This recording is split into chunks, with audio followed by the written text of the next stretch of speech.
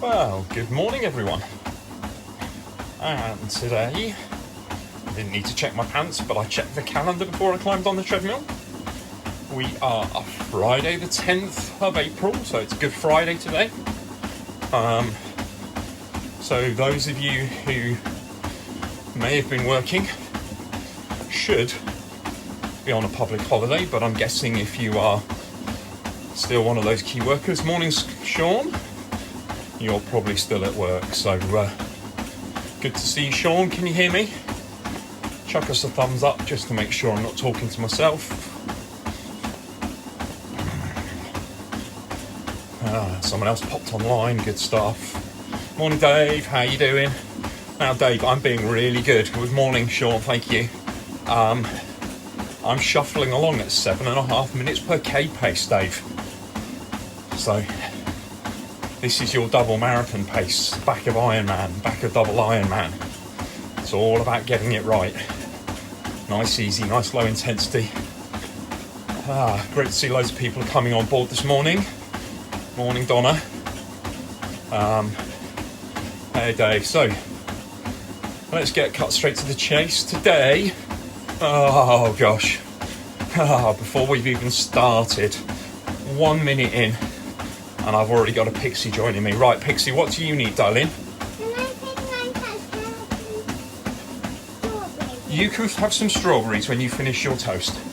Okay, so you eat all your toast up, and then I will make you some strawberries. Off you go. Right, sorry about the disturbances, everyone. This is the problem that I've said all along we're going to be facing. Lovely Becky is, I don't know, on about, she's on short day today, so she was in from 8, hopefully finished by 4 or 5 today, so, and then she's got the day off tomorrow before another few days. Anyway, so I've got the children. I can't guarantee how long I shall be able to stay and chat to you all, guys, but it's great to see so many of you on board. And my plan today, Dan, surname's now just eluded me, one of the Wolves and Bilston guys, had asked me about something about training in the evening, and was training in the evening going to compromise his performance? And really one of the takes that I've got on it is thinking really about nutrition. Hey Mark, good to see you. Hi John.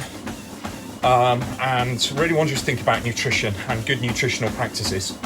Now, I'm going to be a bit cheeky. I'm more than happy to do these. I'm more than happy to do them free. Really happy if you guys give me topics, because that gives me something to talk about rather than just chatting away. It means that these nice, easy sessions for me, just building up my endurance, are working really nicely because I feel I've got some purpose in being here. Morning, Dave. But I'm going to be cheeky, and if you're enjoying it and if you find these things worthwhile, I've created a little link on a website called Ko-fi, ko-fi.com/Sportstest, and you can buy me a coffee if you feel that you like to and you like to find these things valuable. So anyway, back to what we're talking about today. And I say I'm hoping if I get 15-20 minutes of charge free, I can get quite a lot of information over to you. I actually managed one the other day that was nearly an hour, so let's see. And you give me questions, give me feedback as we go along as well, would be brilliant. But today's focus on nutrition. I say it was raised by Dan, from one of the runners from Wolves and Bilston. And things have changed a little bit for him during lockdown. Just checking my heart rate. And that he's able to train during normal hours, but like myself, and his kids are slightly smaller than mine, he's got 2 young kids, and therefore is finding that he's training quite late at night. And first of all, wanted to know if his training was compromised. Now, for me, hey Anthony, hope all is good. I'd say no, your training's not compromised whenever you train. Now, we can get the body used to exercising at certain times of day. So, you know, if as a triathlete you're always going to be racing at 6:30, 7 o'clock in the morning, doing all of your sessions of an evening, your body is not going to be optimal for your body. It's not going to be the best that it could possibly be. So really what we want to try and do is at times we need to try and prepare our body to exercise at the time that we're used to. Now, circadian rhythms, the way the body operates through the day, changes, and we actually know that most people exercise and most people operate far better later on in the afternoon, early evening. So if you're looking for a key performance and you can choose your performance time, then the best time to do that key performance is late afternoon, early evening, because you're warmed up, you're up, you're mobile, and you're training well. Now, one of the problems that has, and I don't think my wife's watching because she's at work today, hi Jan, hi Hazel, is that it's getting used to nutrition and what you're going to do pre-exercise and post-exercise at various times of day. So if we come back to Dan's case, he's going to train at 7 or 8 o'clock in the evening. His session's going to last maybe hour and a half, possibly 2 hours. Now, from a physiological point of view, I'd actually be more interested to start with at looking at post-exercise recovery, because to me, the key thing about getting our nutrition right is actually not what we're doing before or during, but it's making sure that we recover as well as we possibly can. So, I said to you guys before, loads of times, training's not about how hard you can go. Training's about how well you recover from each of the training sessions that you do. It's not about how hard we smash ourselves now, but it's about putting an optimal level of workload in and then recovering from it so that we can put lots of smaller training sessions in to build your capacity, whether that's building your endurance, whether it's building your threshold. But you will only train properly if you recover properly between those training sessions. Now, for me, one of the key ways to look at recovery post-training is to ensure that you get post-training nutrition correct. Problem is, it depends on time of day, depends on what the rest of the plans are, whether you're looking to maintain, build, or lose body weight, as to how we adjust those. But as a rule of thumb, as soon as you finished an exercise session, you want to be getting a form of protein and a form of good carbohydrate into your body as soon as possible. Now, we know that from a carbohydrate point of view, the enzymes that are activated, that's great. I spotted that poll actually, and I'll try and remember to bring that up. So nudge me on that a little bit later on, because I was talking about weight loss during training previously. So just coming back to point, and it's so ideally immediately post-exercise, what we want to do is the enzymes that are responsible for putting carbohydrate back in the body, back in the muscle, back in the liver, the glycolytic enzymes are activated by exercise.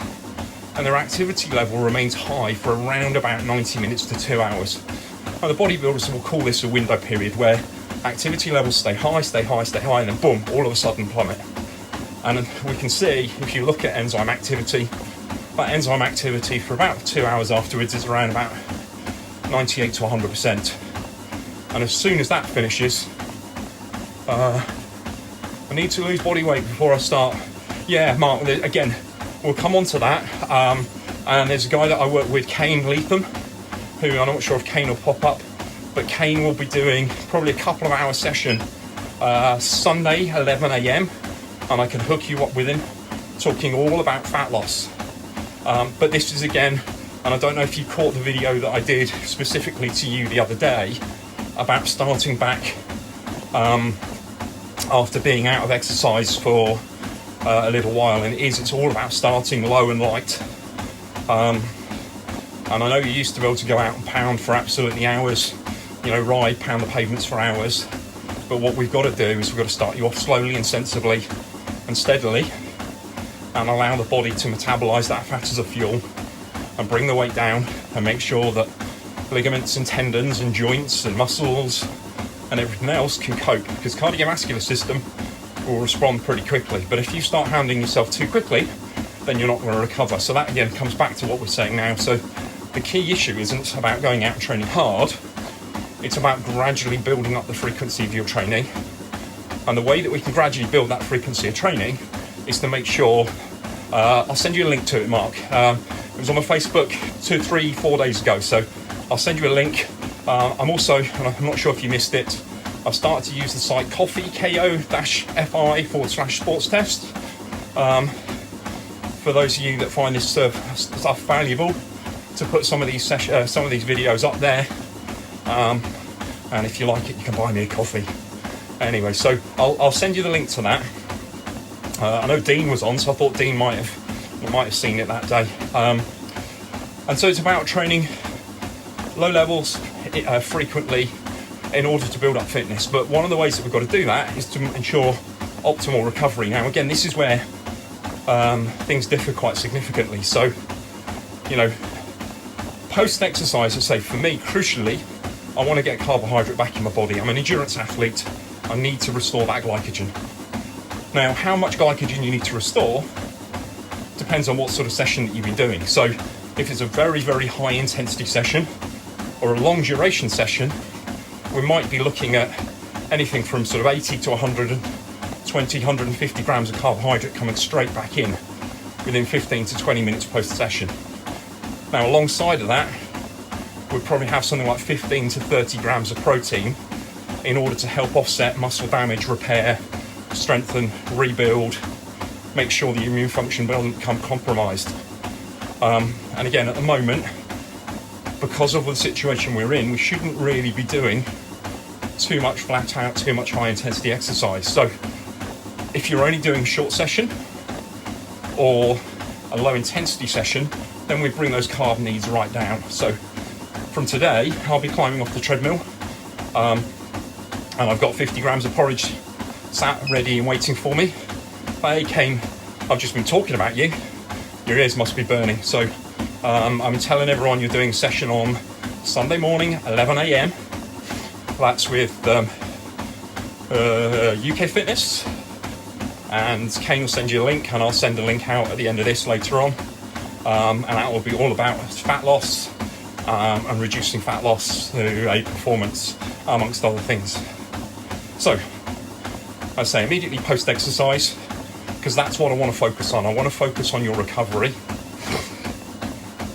I'll be getting in anything from 15 to 30 grams of protein, depending on how big I am, how big the athlete I'm working is, what the training session has entailed, and anything from probably 40 right up to about 150 grams of carbs. Now, at that point, Kane's ears are burning and going, oh my God, sorry, GB Fitness.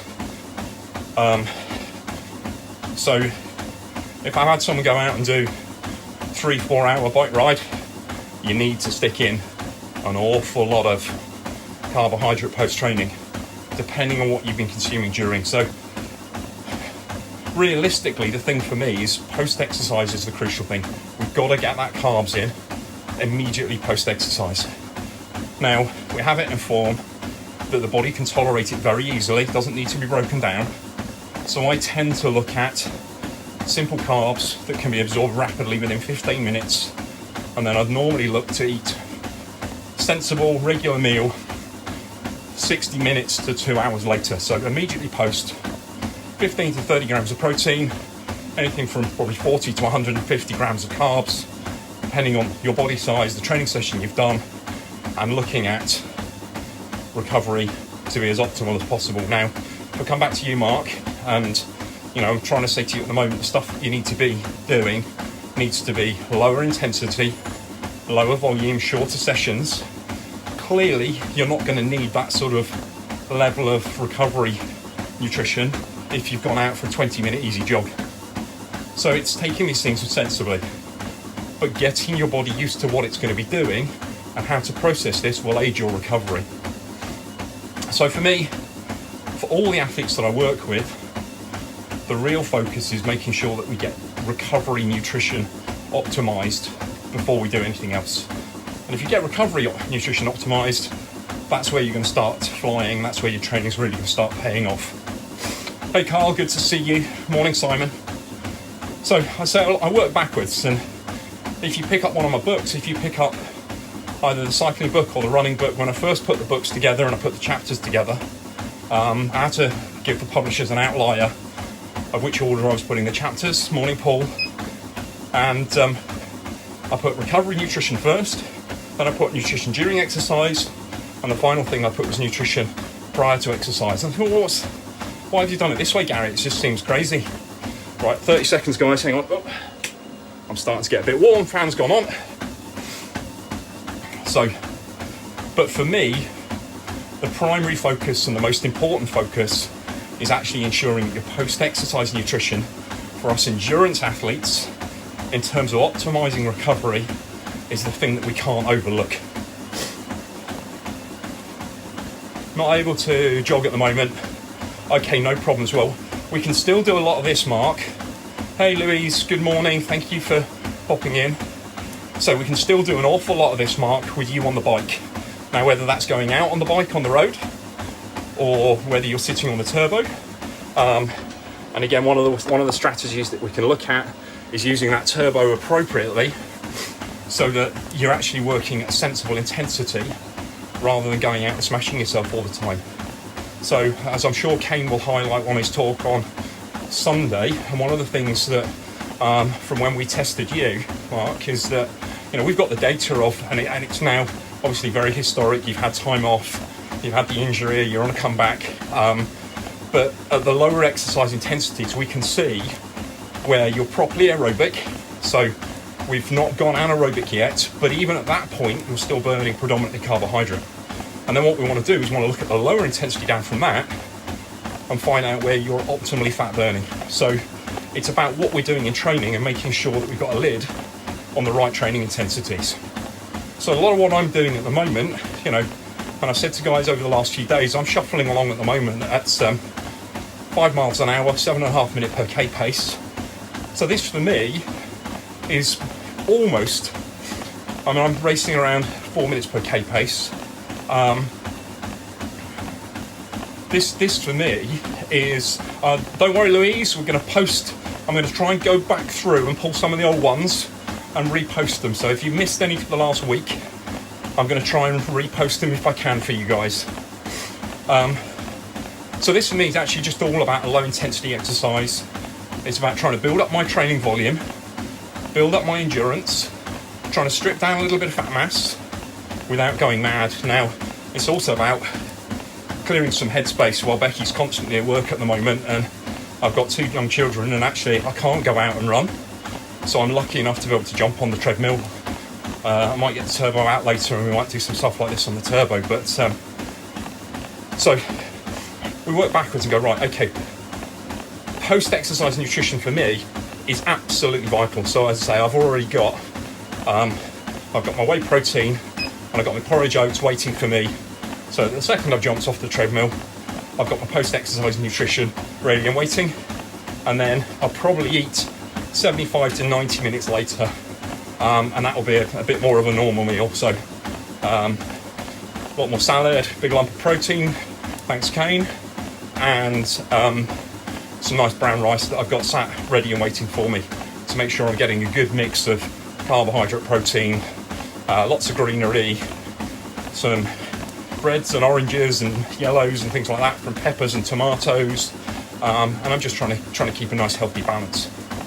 So once we've nailed your post-exercise nutrition, and as I say, you've got to play with these things. So again, just go back, and my head's flowing for 2 different things going through. So my anecdotal one is that I've had athletes in the past that I've been working with, and you know, looking at their files, the Training Peaks, Sport Track files, and you can see the performance is just sort of, you know, I'm not got a widescreen here, I'm used to waving my arms around. I can see performance is just not dropping massively, but just dropping slightly over the space of 2 or 3 weeks. And there's one particular athlete was a time trial rider. And I questioned him, so, you know, everything going okay? Yeah, no, I'm feeling fine. It's like, well, you know, you sleeping properly? No, sleep's all good, no stress at work. So something's not quite right. So, I ran out of my, and he told me the product, I won't tell you what it is because I think it's shite. I ran out of my recovery shake, so I haven't bothered buying any, so I haven't used it for the last 2 weeks. And just by dropping out that recovery shake, we could see, not a massive drop off, but we could see his recovery was slightly compromised over a 2-week period. And obviously if you let that go through the season, you might not notice the day-to-day impact on recovery, but it's that long-term impact on recovery that we've got to think about. Now, let's come back to my chat that I was starting back to start with. So, Dan from Wolves and Bilston, he's going to do his training session at, let's say, 8 o'clock in the evening. It's going to take him an hour and a half. What don't I want him to do? The last thing I want him to do is to finish his training session and walk in the house and go, right, bang, there's my massive evening meal that I'm going to sit down and eat. Because the body's not going to be able to process that effectively. He's not going to be able to empty it properly. Chances are he's actually going to end up stressing his body, sleeping with a heavy stomach, and really finding that nutrition isn't working well for him.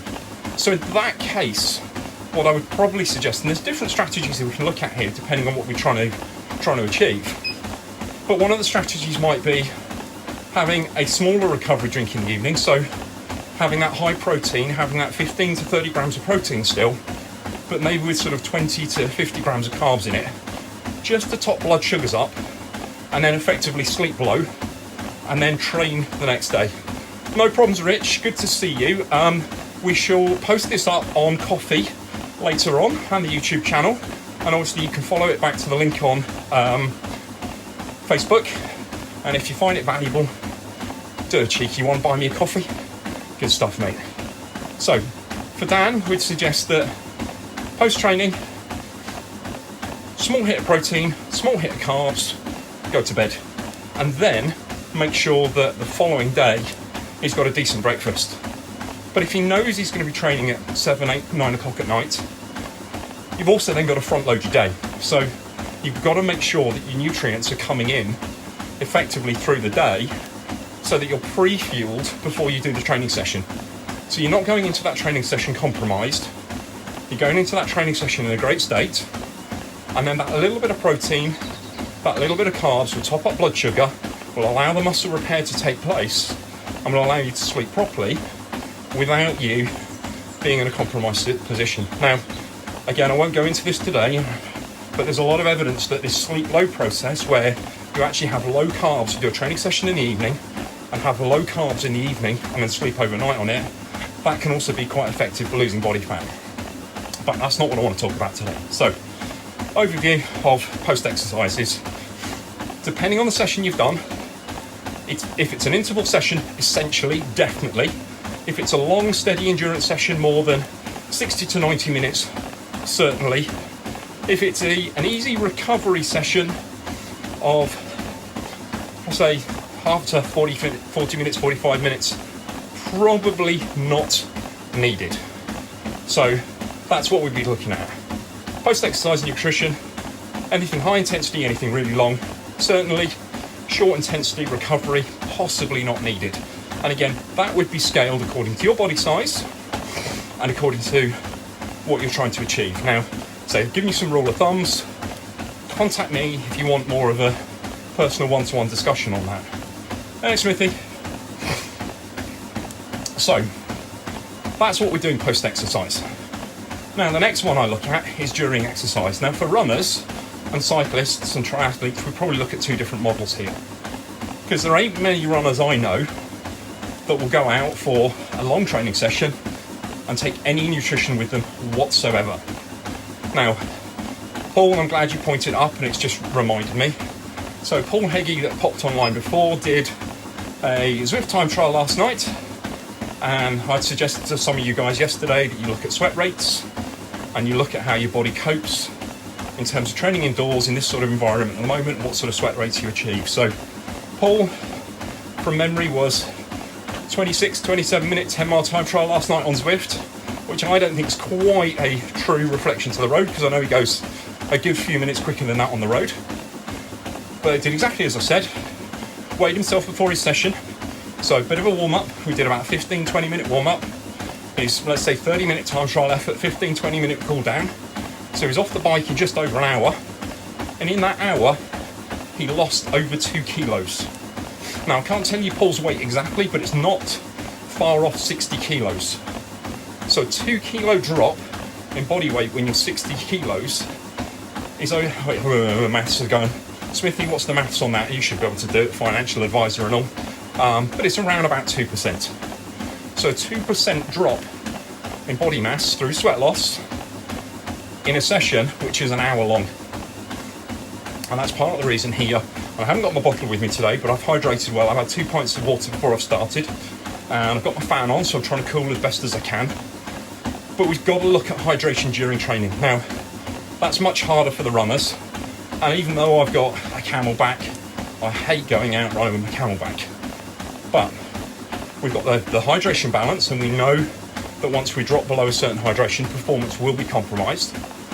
But on top of that, we've also got the glycogen balance. Now, again, depending on exercise intensity and duration, we can burn through one heck of a lot of carbohydrate during even a steady ride. So again, for those of you that have been in for testing, if I haven't already, 65 kilos, that's not a bad guess then, Paul. I'm trying to do all this off the top of my head on the treadmill. And now you're going to tell me the percentage as well, aren't you? Percentage weight loss. Hi Anna. And Tonya, good to see you. So, the point that I'm trying to make there is that we've really got to look at sweat loss. Now, if you're exercising indoors, that can have a major impact on performance, major impact again on recovery. But the next factor is your glycogen and how much glycogen you're actually using. Now, unless you are really good at fat burning, and I know a couple of Canes guys are, but generally, even at this point here for me, and I'm shifting along, as I say, 7.5 minute per K pace, 5 mile an hour, 8 kilometers an hour, heart rate at the moment, 114, I will be burning carbohydrate. And I might be burning carbohydrate at somewhere between 1 and even 2 grams a minute. So if I'm going to do an hour at this intensity, I burn through 120 grams of glycogen. Fine, that's not a huge amount, but when someone of my size, 75, 80 kilos, has only got a 400 to 500 gram glycogen store, and through an hour of very, very steady, easy exercise, I've burnt a third of my glycogen store. If I don't replenish that immediately post-exercise, or I don't actually put some in while I'm training, I'm going to be glycogen compromised. And then the next thing that happens is if we started that training session with not enough carbohydrate on board, we're actually going to start to break down muscle mass, start to strip down what we're building, and we're actually then all going to place a huge amount of stress on the immune function, 3%. So that's a massive loss in 1 hour, Paul, going off tangent. So it's really important that if you've come to see me and you need me to go through those numbers for you, I can get the spreadsheets out and I can tell you exactly at different intensities from when you came for your test. Now things might have changed since then, but from when you came for your test, I can tell you exactly how much carbohydrate and how much fat burning was going on at the range of exercise intensities that we looked at for you, so that we can better understand. Hey Steve, good to see you. I haven't seen you for ages. So I can much better understand how much fat, how much carbohydrate you're burning, and what sort of target intakes we need to look at. Now I've got another little one coming up the stairs. We'll see how long we can keep this going. Now, crucial thing is, during racing, it's essential that we replenish that, and particularly for endurance racing. And we can replenish at the rate of about 1 to 1.2 grams per kilogram body mass per hour. So again, 75, 80 kilos, I can probably put in 80 to 100 grams of carbs. Yes, Pixie. Right. When you've finished your strawberries, yes, you can have some sweeties. Have you finished your toast yet? No, you go finish your toast and then I'll get you some strawberries. So, someone of my body size and shape, I can probably consume, and more importantly, gastric empty, so empty from my stomach, up here somewhere, actually, there, back there. I can empty 80 to 100 grams of carbohydrate per hour. Now, during race intensity, I might actually be stripping that carbohydrate out at somewhere between 4 to 5 grams of carbohydrate per minute. So again, I can only replenish about 25% of what I've burnt. Now, why is this crucial? Well, it's crucial firstly for 2 reasons. In racing, we don't want to die, we don't want to hit the wall, we don't want to run out of glycogen. Right, here comes the other one wearing my shoes. We don't want to run out of glycogen, so we need to promote fat burning, we need to promote fat metabolism, we need to build our endurance as best as possible, but we need to look at an adequate nutritional strategy. Now again, depending on what you're doing, depending on what you're training for, it might be, you all right mate? Good. It might be that we need to replenish anything between 0.25 and 0.75 of a gram of glycogen, a gram of carbohydrate per minute of exercise to get your body used to what it's doing whilst you exercise. Now, again, depends on what we're trying to achieve, depends what your ultimate goals are. But the thing we've got, use a marathon runner for an example. You've got a marathon runner that's been training all winter long, or in the case of this year, it will be training all summer long to get to their London Marathon in October, having never touched a gel in their life, having never picked up and drunk from a bottle as they're exercising, to all of a sudden finding every 3 miles there's someone giving them a bottle of fluid and they've got a back pocket full of gels that they've never taken in their life. Their body isn't used to it. So we've got to prep the body to become used to what it's doing during racing if needed. Now, if we're far enough away from racing targets, we don't need to do that. Seb, what do you want, mate?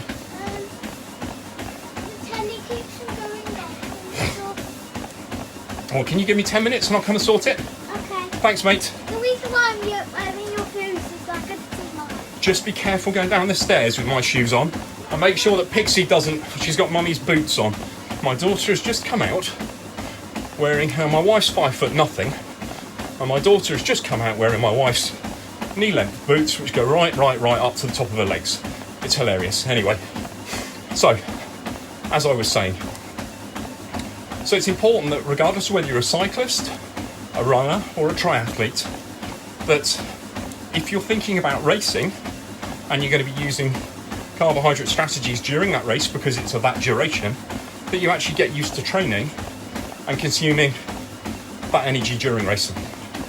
So part of what we're doing in training is we're actually again prepping the body so that we're used to doing what we're going to be doing come race time. Now, the other factor is, and this is really important from my point of view, is if you go out and you do, for whatever reason you decide to, I'm going to go and do a long training session and all I'm going to consume is water the whole way through. And you've offset your dehydration, fine. But you're now absolutely and massively glycogen compromised. So, it's scary to think how much muscle damage you've probably done during that training session. But what's more important is the second you walk through the door and you walk into the house and you see the fridge, you will consume absolutely everything that's in sight. And there won't be any sensible strategies. You'll probably consume all the wrong stuff, lots of really simple sugar, far too much that the body can't tolerate it. And you will be in a situation where you will load your body and you will undo all the great work that you've just spent your training session doing. So, again, it's worthwhile being prepped and going, right, okay, if I'm exercising for a certain duration, I'm maybe not following race strategies exactly, but if you're going out for a 90-minute session, that you at least have some carbohydrate in that 90-minute session, and then you have your recovery drink ready so that it's ready, that you don't have to go, right, fridge door, woo, woo, everything I can eat in sight. And it's about getting that balance right and getting the structure right. So, that's really what we're looking at. Now I can hear a little girl out there screaming. It's alright, let's see what's going on. I think we're fine at the moment. I might need 30 seconds, guys, we shall see. So, anyway, here she comes. I'm going to hop off the treadmill for a second. I think, oh no, stop, the screaming's over. Right, what's wrong, darling? Right, did he? Oh, okay. Well, you go... Listen, you go inside and watch your dinosaurs, and I'll be in to get you some strawberries in a few minutes if you're good. Okay, do you want some strawberries? Go and ask Debbie to put it on for you. The one in the lounge... Well, the dinosaurs are on in the lounge if you want to go and watch the dinosaurs. Okay? Good girl. Thanks, guys. Sorry for the interruptions. Anyway, this is the joys of working from home with children in the house, even though it's Good Friday. Obviously, some people are still out there working, so here I am. So, what I want you to think about is during exercise is a sensible nutritional strategy that allows you to rehydrate whilst you're training, and it allows you to replenish some of the glycogen that you're going to burn. Thanks, Steve. And it allows you to replenish some of the glycogen that you're going to burn whilst you're exercising, so that you're in a situation, yeah, most of the time, Hazel, I do. Some of the time I want to string them up, but most of the time they're absolutely fabulous. So you're replenishing what you're burning, so that post-exercise, we're not in that situation where you feel that you need to rip the fridge door off. And I was naughty yesterday, so I'll be honest. I did my 25 minutes here yesterday with you guys, and I got disturbed by Pixie, and I jumped off, and I was that frustrated by it that when she settled down 20 minutes, half an hour later, I climbed back on and I ran another 40 minutes, and that 40 minutes was much harder. Now, I climbed on yesterday morning, and it was, although it was quite late, it was a fasted session. I didn't grab my recovery drink as soon as I finished exercising. Had that half an hour and then climbed on. And then I went and cooked myself some eggs and had some porridge, but it was probably 20 minutes before I ate. And come 3-4 o'clock in the afternoon, I was like a bear with a sore head. And of course, what do I do when I'm a bear with a sore head? I reach for the children's cupboard. So Kane, block your ears. I think I had 2 chocolate bars, at least 1 bag of crisps and 2 ice creams. Really not good. So all the hard work I've been doing goes to waste because I've not been following that sensible strategy. And again, I think it's really important that you know I'm not holier than thou. I'm a normal individual. I'm a normal person. But you've got to watch what you're doing. You've got to be sensible. And you can't get it right all the time. But actually, if you get those strategies right, you can look after yourself so much more effectively. So when you know you're doing a longer training session as an endurance athlete, using glycogen, using carbohydrate recovery, using carbohydrate strategies during that exercise and staying hydrated will actually mean you can look after yourself so much more effectively. You get that right with your recovery strategy, and then you'll find that later on in the day you won't be craving, you'll keep more effective dietary habits, and that's where it becomes much easier then to control both body weight and to lose fat mass. So that's really what we're after. Thank you, sir. Right, so targets, what do I suggest in a nutshell? Morning, Paul. Well, as I say, for racing, you're looking at somewhere between about 1 to 1.2 grams carbohydrate per kilogram body weight. Could you send a photo of the lamp stand in the dining room for Becky's mum? Okay, it's all right, text coming through as well. So, where was I? So, during racing, somewhere between 1 to 1.2 grams of carbohydrate per kilogram body mass during racing. During training, unless it's specifically a fasted session, most of your sessions you want to be somewhere between 0.25 and 0.75 of a gram of carbohydrate per kilogram body mass per hour. Now, classifications of this. If it's a very easy recovery session, you probably don't need to do it. If it's specifically a fasted session, certainly for the first portion of that session, you don't need to do it. If it's a steady endurance session of 60 minutes or above, you need to think about getting that glycogen in to optimize your recovery post-exercise. If it's a high intensity session, if it's an interval session, if it's a race, it is almost essential, and you probably need to shift towards higher levels of carbohydrate uptake. So, we've spoken about exercising, carbohydrate, protein post-exercise, and we've spoken about carbohydrate during exercise. Now, I'm not a great advocate for solids during training. Ironman experience tells me if you put solids in, you generally need to produce solids at the other end. And any of you that's experienced a Portaloo in Ironman realises you don't want to go anywhere near a Portaloo. And I won't tell you the story of the changing in the shade of the colour of the inside of a Portaloo from grey to brown as the day progresses, but I'm sure you'll understand what I mean. So, even on my longer races, where in racing Ironman, I will do that on a majority of fluids and gels, I wouldn't do it normally, but again, solid food takes time to break down. And my worst nightmare are bananas. I like my bananas quite green and starchy. A green starchy banana takes 5 to 6 hours to fully digest. So I thought you would, Steve. There's a few people out there that will know exactly what I'm talking about. So a fully green, yellowy green banana, very, very starchy, will take 5 to 6 hours to digest. So if you've consumed that, thinking, oh, bananas are great for me, you've actually now slowed your gastric emptying. So your ability to take a bond fluid and take in carbohydrate during exercise is going to be compromised. And so because I avoid solid foods, I generally don't bother about protein during exercise as well. Now, there's some thoughts that it's not a bad thing. Morning, Ivy.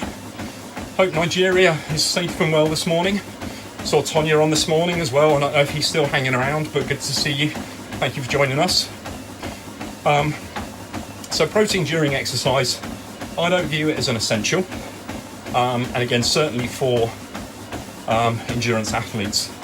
But there might come to a point, depending on what you're trying to do, and if you're doing multi-day racing or really high intensity work where we know there's going to be a lot of protein breakdown, that we might need to get some protein on board as the day goes on. So if you've got a really specific case you want me to talk about, feel free to send me a message. So again, at this juncture, I'll do another little reminder before I start talking about what we're going to do before exercise. If you're finding these talks valuable and you want topics for me to talk about, please let me know. Either post them up here, send me a message directly, email me office@sportstest.co.uk, and if you're finding it really valuable, and I know a couple of you have already, which is absolutely fabulous, head over to ko-fi.com/sportstest and buy me a coffee. That'd be really kind of you. So anyway, so we've done post-exercise, we've now done during exercise. I'm sure there was something else I wanted to say about during exercise, but I'm doing quite well at the moment, so let's move to what I think about pre-exercise. So come back to Dan's situation, let's just talk about during exercise. So Dan's training late at night. We need to get that small recovery drink in. He probably wants to have some carbohydrate during that exercise session. Now, what's he going to do pre-exercise? Now, the difficulty again is, and it's great to see Ivy here, and it was great to see Tonya on before. These guys exercise at somewhere between 3 and 4 a.m. in the morning. Their sessions start to do two things.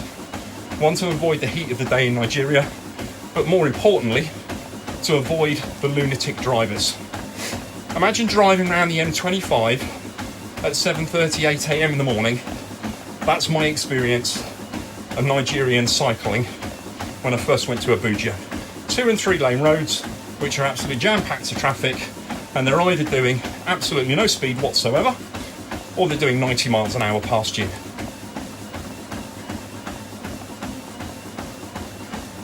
Carbohydrate loading. Jordan, I will come on to that. Yes, you are right. Carbo loading, 24 to 48 hours is now enough, very much so. And we'll just talk about that as I'm working backwards, so I'll come on to that in a second if I remember. And if the kids don't disturb me. And I've done so far, I'm up to 48 minutes. I know I've been talking to you guys for 43. So if I get to my hour limit, we might just have to cut it short, and I'll bring that in as a topic tomorrow or the day afterwards. But right, so pre-exercise. Different athletes, different coaches, different thoughts from different people. Now, as a physiologist and a coach, I've always worked with the strategy for my endurance athletes that we want to avoid any carbohydrate intake in around about the 2 hours before exercise. So coming back to the Nigerians, they're starting training at 4 a.m. They ain't going to get up at 2 in the morning and eat. So it's important for them to have a decent meal the night before. Likewise, and there's a few triathletes on board, and if your race is starting at 6:37 in the morning, personally, I wouldn't be getting up at 3:34 and eating unless I'm travelling to that race. I think a few people did the other day, Steve. I'm not sure if it will come back. Can anyone else hear me still? Someone else tell me if I'm still making sense and you can still hear me.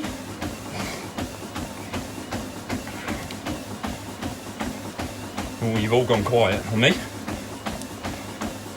No, it was your end. Okay, thanks, Steve. Appreciate that. There's no point in me just chatting away to myself, although I do talk to myself quite frequently, as I'm sure you guys realised. So, if you're a triathlete and or you're doing one of the major sportives in Europe, it's another good example where you're starting at stupid o'clock in the morning, you're on the start line at 7 a.m, I wouldn't recommend you get up at 4 and eat. My suggestion would be that we're looking at having a decent meal the night before, and then if you need to, immediately prior to exercise, if you need to, either immediately prior to exercise or in the first 5-10 minutes, you start to get your carbohydrate on board. Now, again, different evidence, different people suggest different things. But I've seen enough research over the years that suggests as soon as you put that carbohydrate on board, you get a spike in blood glucose. And then in order to compensate that spike in blood glucose at rest, and that's really important, at rest, you'll then get an insulin spike. And that insulin spike is to flatten off your blood sugar levels and to help you store the glycogen in the muscle and the liver. Now, depending on what sort of carbs you had, how quickly it's delivered into the bloodstream will depend on how much of an insulin spike you get. But of course, what we don't want, as you start exercising, the liver will start releasing its glucose, its carbohydrate into the blood to be shunted to the muscle to help you exercise. And if you've still got insulin floating around, the insulin's going to try and put it back to where it came from. So you're in a situation where the insulin response isn't helpful with exercise. Now, yes, that will get suppressed by exercise, but it isn't particularly useful at all. There's also the suggestion that if you start exercise with a high carbohydrate level, because you've just eaten and you've got an insulin response, hey Mark, you'll tell me if I'm wrong on this, but what we'll find is that if you start exercise with lots of carbohydrate floating around the blood, high blood sugar levels, you're also going to compromise fat metabolism. Which is why when you come in for testing with me, I ask you not to have eaten for 2 to 3 hours before exercise so that we can actually see what's going on properly with your fat metabolism. Don't necessarily need you overnight fasted, but I want you in a situation very, very similar to how I'd have an athlete racing so that we can see a true response. Morning, Adrian. We can see a true response in what's going on with fat metabolism, carbohydrate metabolism, a variety of different exercises. Yeah, and that's Adrian, that's quite common. So, but again, as Mark will point out, if you're always training fasted first thing in the morning and you start bringing in high intensity exercise, that can actually go the other way, and that can actually now compromise your immune function. So there's a delicate balance between fasted training and training that you're doing at a low intensity to promote fat metabolism without trying to compromise your immune function. So if you are training first thing in the morning and you don't eat before, it's then probably important that within the first 5 to 15 minutes that you're starting to put some energy on board, particularly if you're doing a longer session or a higher intensity session. But generally, I would be saying to athletes that what they want to be looking at is they want to be looking at a steady session. They want to be looking at avoiding food, and particularly solid food, in that 2 to 3 hours before exercise. So again, I use my example of my starchy banana, nice greenish yellow starchy banana. That's going to take 5 to 6 hours to digest. So actually it's slowing everything down in terms of gastric emptying and everything going through the stomach. So it's actually not doing you any benefit at all during that exercise. And so if you had something that's not a simple sugar, or it's a mixed meal and it's taking time to digest, that insulin spike can be happening just before you start exercising. So in general terms, if you can, your last solid food intake should be 2 to 3 hours before exercise. Now again, lots of different strategies going on here, depending on whether you train first thing in the morning, last thing at night. So if I come back to Dan from Wolverhampton, Maskew I'm pretty sure it is, but I'll remember that later on, and he's going to train at 7 or 8 o'clock in the evening, realistically, he wants to have a decent, not full meal, but a decent carbohydrate loaded snack at around 3 or 4 o'clock in the afternoon. Now after that time, I would suggest that it's fluid only. If for whatever reason he's still feeling a bit compromised, then at that point you would have some carbohydrate during your warm-up before that training session or before that race. But, and we'll come back to, and I said to you before, I'm sure my wife's not listening, so I shall embarrass her at this point. We ran a half marathon together, probably, well, it would have been February 2 years ago now, I think it is. And it was a strange start time. It was a 11:30 in the morning start time. Now normally Becky wouldn't eat before she races, but with 11:30 it was like she needed to eat something. It was getting to that point, and I can't remember what she ate, but I think it was like some cereal or something, but it had digested, and it got to the point that obviously it was still emptying and still digesting from the stomach as she started to exercise. And if stuff is in the stomach and it doesn't get absorbed and then goes into the lower intestine, we come back to that Ironman situation.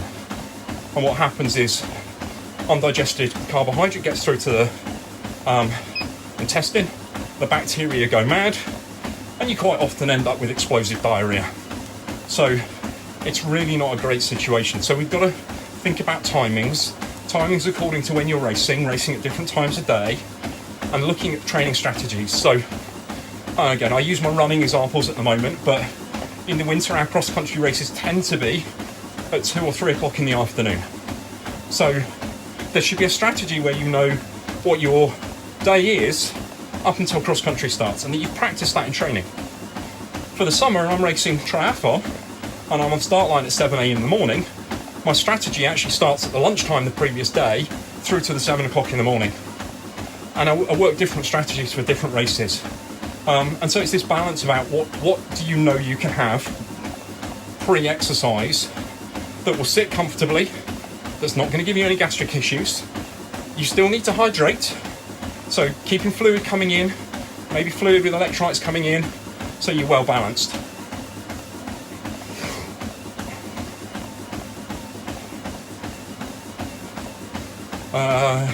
Zone 2 you don't eat, but fuel during, yeah, high intensity, okay, that's fine. Yeah, Becky's going to love me for that, isn't she? She wouldn't let me buy the race photos for that race came for some reason. She didn't have black shorts on that day. She's not raced in anything other than black shorts again since. So there you go, that's a little funny one to finish off with that I'll get absolutely slaughtered for later on. So, that's probably a reminder from your post last night. Okay, so post-exercise we've covered, during exercise we've covered, pre-exercise in an ideal world. No solid food 2 to 3 hours beforehand. Fluid intake 90 minutes to 2 hours before to top up hydration levels. If you need to, at that point, we can probably put some carbohydrate powder in, but no more than 20 to 40 grams immediately. David, you've not timed this very well. I've got about 2 minutes left, mate, but it'll all be on Facebook later on, or head over to Coffee and watch it on Coffee. So, 90 minutes, 2 hours before, fluid intake, probably 200 to 400 mils, depending on body size, maybe 15 to 40 grams of carbohydrate, depending on what you're doing, depending on when your last intake was. Then water only right up to the start of the event, or your warm-up. If you feel your glycogen compromised for whatever reason, during your warm-up you start consuming, but you don't take anything until during the warm-up. So we try and stretch out that period for the 2 to 3 hours before exercise. Now, people will say to me, oh yeah, but I have a Mars bar or a marathon or a Snickers or whatever it's called these days. You know, half an hour before. Well, you might, but your body's not going to be in the best possible shape. So what we're trying to do is we're trying to optimize strategies. And again, as Adrian's just pointed out there, ultimately, it's finding what works for you. And now, you know, what's going to work for me isn't necessarily going to work for somebody else. And it's taking and it's fine-tuning those strategies and finding what works for you at that particular time, and having strategies for if your event is first thing in the morning, if your event's mid-morning, if your event's lunchtime, if your event's mid-afternoon, if your event's in the evening. So you've got a different strategy that you can follow. So, as I say, as an example for me, cross country generally starts 2 or 3 o'clock in the afternoon. Track racing I was doing last summer was generally starting between 7 and 9 p.m. Triathlons or duathlons I'm doing are generally starting between 6 and 8 a.m. in the morning. Some road races are starting at 10 or 11 in the morning, so we've got to find that strategy. Yeah, and I think, Adrian, well, this is perfect, because what you've got to do is you use those mistakes to learn by, and effectively they're not mistakes if you can take it on board and you can learn from it. So, you know, you take that as knowledge. You don't take it and kick yourself and go, oh bloody hell, this didn't, you know. It's starting to understand what works for you, and you know, you'll know that from the guys that you work with guys that you coach, the guys that you bike fit. And which Adrian I'm talking to is Timmins or Timmins, I don't know. I can't see even my glasses are. But anyway, you'll find that you'll learn through trial and error, and it's about that understanding. It's about how we pick up on that understanding. So, guys, I've now been heart rate still down at 117, which is great. I've now been ignoring my children for 61.5 minutes. I appreciate your patience with the kids coming in and out. I've seen there's a whole load of you been on here the whole time. I've covered quite a lot of content and quite a lot of information. As I say, I will save this so that you can replay it back on Facebook if you're bored later on. If you want to sit on your training session on the treadmill, yeah, Timmis, sorry, not Timmins.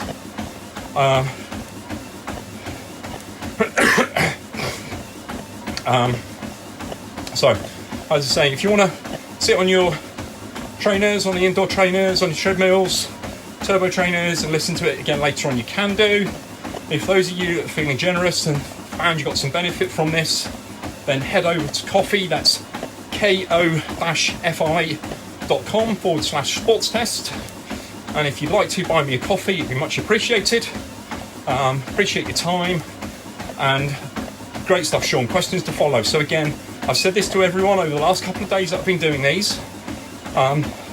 It's difficult. I do have the kids for most of the time, but if people need 20 to 30 minutes on the phone, gratis, free, I am more than happy to spend 20-30 minutes of my time on the phone to you guys, no charge whatsoever, helping you out, giving you some focus whilst I've got that extra time on my hands. So, been a pleasure again. I've got a load of benefit out of this because I've now done, according to my watch, and this is absolute nonsense, this reckons I've run 5 minute per K pace, or I've been 7.5 minute per K pace.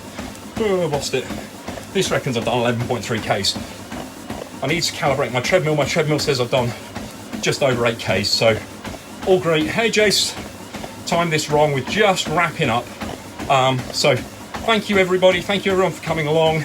As I say, any questions, if you want to book a consultation with me, it will be lovely to speak to you, and great to see you again. Saturday, tomorrow, my wife has a day off, so at the moment that might mean I can either go out for a run in the real world or a bike ride in the real world, but there's a possibility that I'll do another 20 minutes on here at some stage tomorrow for any follow-up questions, just to catch up with you. So it's an open offer to anybody, Ivy, anybody that wants any time with me, whether you're currently coached, whether you're not coached, whether I've never spoken to you before. If you would like some time on the phone with me, we can either do it as a Zoom call, a WhatsApp call, a FaceTime call. Please just get in touch, book some time in my diary. It makes it easier than people just phoning out the blue, and then that way I can try and palm the kids off or stick them in front of a TV or a video, or make sure they're fed up and watered for 15-20 minutes while I'm chatting to you guys. Thanks, Carl, good to see you. Keep up the good work, everyone. Stay indoors, stay safe, look after yourselves, look after your families, and thank you again for all your support, and I'll see you either tomorrow, or Becky's working again Monday, so I'll be back Sunday and Monday. Cheers guys, bye now.